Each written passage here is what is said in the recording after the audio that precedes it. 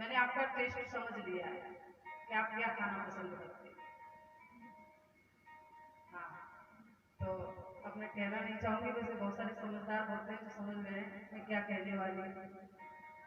तो चलिए ध्यान देंगे, जिस समय ब्रह्मा जी की सभा में सभी संत जन बैठे हुए हैं और वहां नारद जी भी बैठे हैं, तो जहां 4-6 लोग एकत्रित होते हैं वहां किसी न किसी विषय पर चर्चा छिड़ जाती है। तो आज सभा में एक प्रश्न उठा, ये बताइए 3 लोक 14 भवन में कोई ऐसी वस्तु है जो बहुत अमूल्य है, जिसका कोई मूल्य नहीं है? तो कोई कहने लगा सोना है, कोई कहता है चांदी है, कोई कहता है हीरा जवाहरात, सब अपने अपने मत व्यक्त कर रहे हैं। लेकिन सभी के मतों को कट करने वाले वहां बैठे कि सोना एक ऐसी चीज है हर किसी के पास मिल सकता है, चांदी भी मिल सकती है, हीरे जवाहरात भी मिल सकते, दौलत भी मिल सकती है, यश कीर्ति भी मिल सकती है, शोहरत भी मिल सकती है। लेकिन फिर एक शब्द निकल कर आया, प्रेम एक ऐसी चीज है जो हर किसी के पास नहीं मिल सकती। बोले अगर हर किसी के पास नहीं मिल सकती तो किसके पास मिल सकती है? अब कोई कहने लगा हो न हो विष्णु भगवान के पास होगी, हो न हो राम जी के पास होगी, श्याम जी के पास होगी। सभी का मत कटाक्ष कर दिया गया और सभा में नारद जी बैठे। जब विष्णु भगवान की बात आई तो सभी भक्त कहने लगे वो तो नित्य प्रतिदिन क्षीर सागर में मैया को छोड़कर अपने भक्तों के पास जाते रहते, पता नहीं कब जाए और फिर कब वापस आए, कोई पता नहीं। तो उनके पास तो प्रेम की पराकाष्ठा नहीं। अब ये बात नारद जी को हजम नहीं हुई। बोले क्यों नहीं होगी? क्योंकि नारद जी के गुरु हैं, अपने गुरु की अवहेलना कोई भी शिष्य नहीं सुन सकता।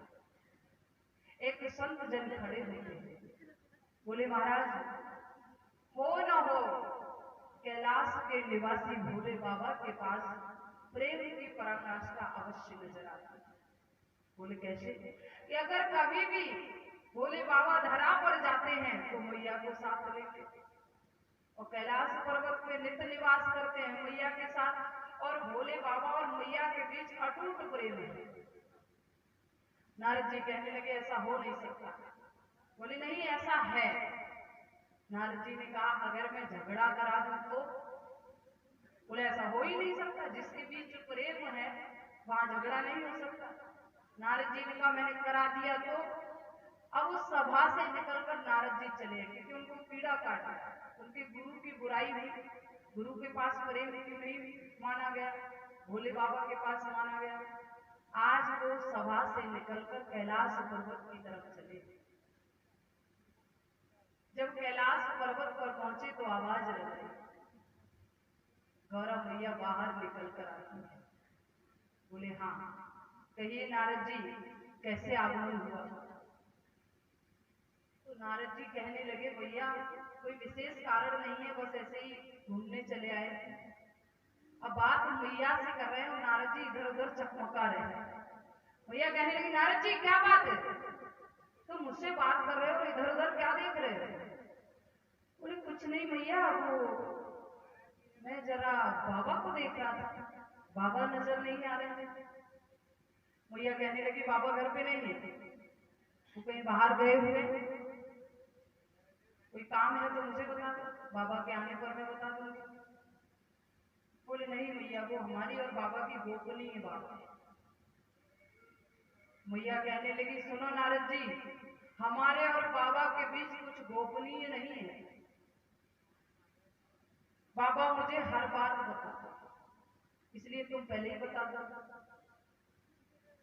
नारद जी इतनी बात सुनकर हंसने लगे। अब ये माताओं का स्वभाव होता है, अगर कोई भी बात कहकर आप उनके सामने हंस दो तो मान लो पेट्रोल डाल के आग लगा दी। मैया एकदम क्रोधित होकर बोली नारद जी मैं हंसने का कारण जानना चाहती हूँ, क्यों हंस रहे? नारद जी कहने लगे मैया बाबा तुमसे कोई बात नहीं छुपाते। बोले नहीं छुपाते। अच्छा नहीं छुपाते, अच्छी बात है। फिर तो आपको पता ही होगा कि बाबा के गले में जो मुंडों की माला है वो माला किसके मुंडों की है। जब बाबा आपको इतना प्रेम करते हैं तो वो गले में किसके मुंड लटकाए घूम रहे हैं। आज अगर किसी भाई के पर्स में दूसरे की बीवी का फोटो मिल जाए तो कयामत आ जाती है। और बाबा 108 मुंडों की माला लटकाए हैं। मैया विचार करने लगी, नारद जी बात बिल्कुल सत्य है, ये मैंने कभी विचार नहीं किया, मैंने तो ऐसा कभी सोचा ही नहीं, और बाबा ने मुझे बताया भी नहीं कि वो किसके मुंडों की माला है। नारद जी बोले, मैया तुम तो कह रही थी कि बाबा मुझे कोई बात नहीं छुपाते। मैया कहने लगी, नारद जी आज तुमने मेरी आंखें खोल दी, मुझे नहीं पता था कि बाबा मुझसे बातें छुपा लेते हैं। बोली, नारद जी इतना कहकर चलने लगे तो मैया ने आवाज लगाई, रुको नारद जी, अब तुम पहले बता के तो जाओ वो किसके मुंडों की माला है, क्योंकि बाबा के आने पर अगर उन्होंने मुझे कुछ गलत बता दिया तो मुझे विश्वास करना पड़ेगा। तो नारद जी कहने लगे, देखो मैया अब ज्यादा मत पूछो, अब मुझे जाने दो, आप बाबा से ही पूछ लेना, मैं जा रहा हूँ। ऐसे अब बताने का मन तो है क्योंकि वो बात पेट में नहीं रुक रही है, बताने का मन तो है, लेकिन फिर भी टाल बटोल कर रहे हैं। अब मैया जाने दो, बाबा आ रहे होंगे, अब मैया देखो तुम बाबा से ही पूछ लेना। मैया कहने लगी, नारद जी बता रहे हो कि नहीं। नारद जी बोले, भैया विरोध मत करो, अभी बताता हूं। ये आपके मुंडों की माला है, आप इतने बार मर गई और आप जब जब मरती गई तो बाबा आपके मुंडों को अपने गले में लटकाते। मैया कहने लगी, अच्छा मैं इतने बार मर गई और ये बूढ़े इतनी बार ना मरे। अब नारद जी कहने लगे, लो मैया बाबा तुझे बहुत बड़ी बड़ी बातें छुपाते हैं, अब मैं इसका भी भेद बताता हूँ। मैया बाबा अमर हैं, बाबा ने अमर कथा सुनी है, इसलिए बाबा नहीं मरते हैं, और तुम मर जाती हो बाबा तुम्हारे मुंडों को अपने गले में लटका देते। इतना कहकर नारद जी नारायण नारायण करते हुए कैलाश पर्वत से चले गए। जिस समय भोले बाबा का आगमन हुआ तो भोले बाबा ने आते ही गौरा मैया को आवाज दी। नित्य प्रतिदिन की तरह सत्कार नहीं है, जल का लोटा नहीं लेकर गई, दरवाजे पर बाबा को रिसीव करने नहीं पहुंची। बाबा ने कहा आज कुछ बात है। बाबा अंदर आते हैं, अंदर आते ही आवाज लगाई, गौरा रानी क्या हो रहा है, घर में कोई दिख नहीं रहा है। मैया बात नहीं कर रही। बाबा ने कहा चक्कर क्या है। बाबा एक बार फिर से बोलने का प्रयास करते हैं। बाबा ने कहा गणेश कहाँ है, कार्तिकेय कहाँ है।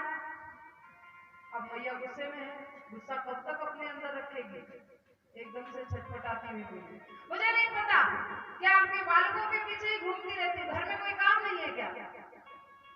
बाबा ने कहा आज कुछ बड़ा झटका लग गया मैया को। बाबा ने नेत्र बंद किए, जैसे ही नेत्रों को बंद किया सारा दृश्य सामने आया कि नारद जी आए। बोले ये ब्राह्मण पुत्र जब भी आते अपना काम करके चले जाते। भोले बाबा ने काफी मनाने की कोशिश की लेकिन मैया नहीं मानी। मैया के तेवर डाउन नहीं हो रहे। भोले बाबा विचार करने लगे, ऐसे कब तक मनाऊंगा, जब तक मनाता रहूंगा तब तो गुस्सा बढ़ता ही रहेगा। भोले बाबा चले और जाकर बैठ गए। मैया ने सोचा कि अगर समाधि लगा दी तो पता नहीं कितने वर्षों बाद टूटेगी, और इतने वर्षों तक ये बात मैं अपने पेट में कैसे रखूंगी। मैया दौड़ी दौड़ी गई है, बोली सुनो।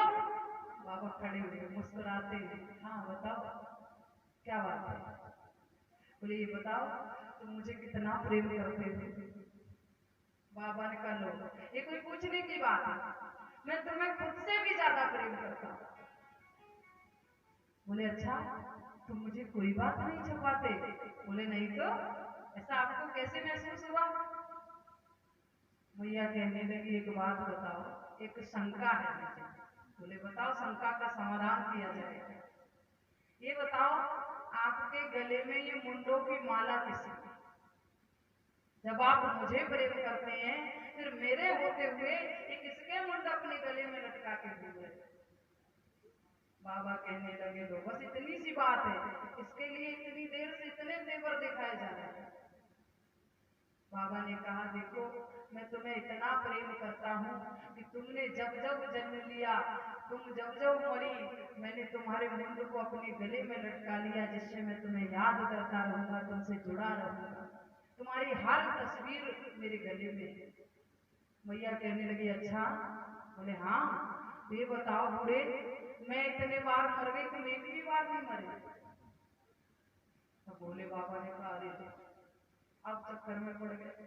बोले बाबा कहने लगे छोड़ो, तुम्हें उससे क्या करना, आगे की बात बताओ। बोले आगे पीछे कुछ नहीं, पहले मुझे इसका राज बताओ, तुम क्यों नहीं मरे?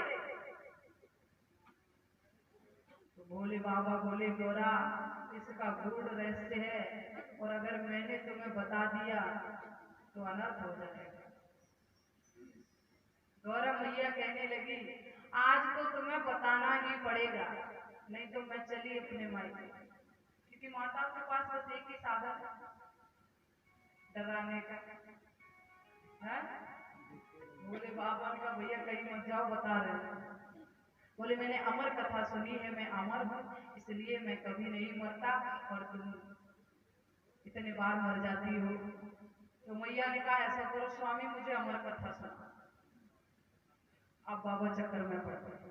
बाबा कहने लगे गौरा ये अमर कथा कोई दूध बतासा नहीं है, कोई भी खा लेगा, ये बड़ी गोपनीय कथा है, और स्त्रियों का ऐसा स्वभाव होता है, कोई भी बात अपने पेट में नहीं रख पाती, और तुमने अगर अपनी जुबान खोल दी, अपनी सहेली को अमर कथा सुना दी तो वो भी अमर हो जाएगी, और उसने अपनी सहेली को सुना दी तो वो भी अमर हो जाएगी। धीरे धीरे सारी सृष्टि में सब अमर हो जाएंगे, तो सृष्टि आगे कैसे बढ़ेगी?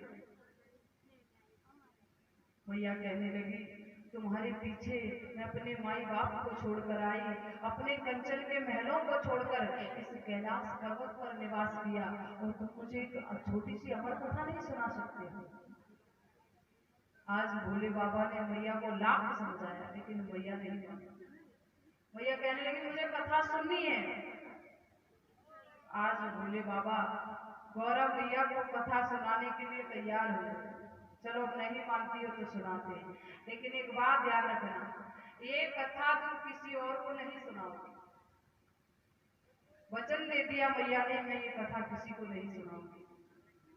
आज भोले बाबा कैलाश पर्वत पर कल्पतरु वृक्ष के नीचे बैठकर मैया को कथा श्रवण करा रहे हैं, और उसका एक उपाय बताया। मैया से कह रहे हैं कि कथा सुनने का एक उपाय है, बहुत बड़ा उपाय नहीं करना है आपको, बहुत ज्यादा भजन कीर्तन नहीं करना, माला नहीं जपनी है, बहुत ज्यादा ठंडे पानी से स्नान नहीं करना, कि आजकल भक्तों को बहुत प्रॉब्लम होती होगी।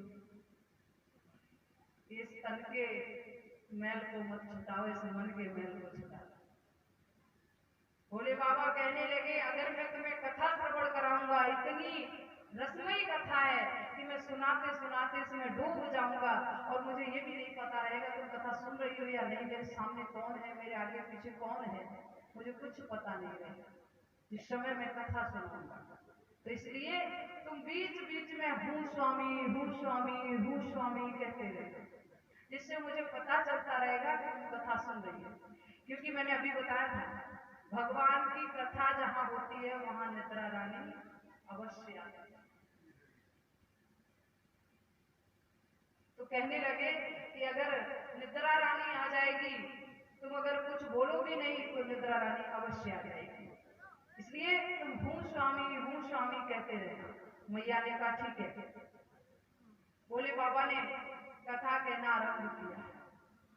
थोड़ी देर तक तो मैया हूँ स्वामी करती रही, और थोड़ी ही देर के बाद मैया निद्रा रानी की गोद में चली गई। अब देखिए जिस समय कैलाश पर्वत की परिक्रमा करने को त्रिशूल गया था, उस समय उस कैलाश पर्वत पर जितने भी जीव जंतु थे सभी कैलाश छोड़कर चले गए। जिस वृक्ष के नीचे भोले बाबा कथा श्रवण करा रहे हैं, उस वृक्ष पर एक सूबे का अंडा रखा हुआ था। भगवान की कथा में इतना तेज था कि वो अंडा फूट गया, उसमें से एक सूप बालक का प्रकट हुआ। अब मैया के साथ साथ वो बालक भी कथा श्रवण करने लगा। अब भगवान की कथा इतनी रसमयी है कि बालक टकटकी लगा के सुन रहा है। जैसे ही मैया निद्रा रानी की गोद में गई, वो बालक मैया वाली बात को दोहराने लगा, क्योंकि तोते का ये स्वभाव होता है, एक शब्द का उच्चारण अगर बार बार सुन ले तो खुद दोहराने लगता है। तो जब मैया निद्रा रानी की गोद में चली गई तो वो सूख बालक हुकरा देने लगा। ध्यान दें,